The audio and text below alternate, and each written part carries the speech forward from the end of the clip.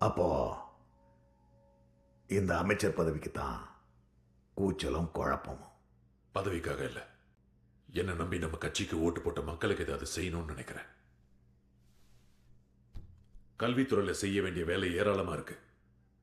சரி, நாளைக்கே அமைச்சர் ஆகுறீங்கன்னு வச்சுப்போம்.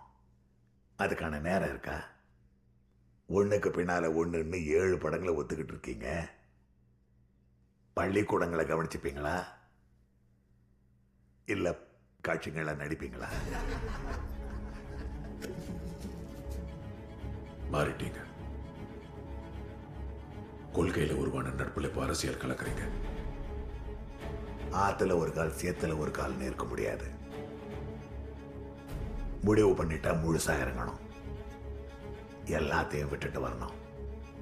எல்லாத்தையும் எல்லாத்தையும். வேண்டாம் கருணா, எனக்கு உங்க சேத்துல இறங்க வேண்டாம். வார்த்தைகளை வீணா வீசுறீங்க. எனக்கு உங்களை மாதிரி வார்த்தைகளோட விளையாட தெரியாது. மக்களுக்கு நல்லது பண்றதுக்கு உங்க வழி மட்டும்தான் இருக்கா என்ன? வெளியே போயிட்டா எப்பவுமே உள்ள வர முடியாது. அதுக்கு அவசியம் இருக்காது. உங்க வாழ்க்கையிலேயே பெரிய தப்பு இன்னைக்குதான் செஞ்சிருக்கீங்கன்னு சீக்கிரமே புரிஞ்சுக்குவீங்க.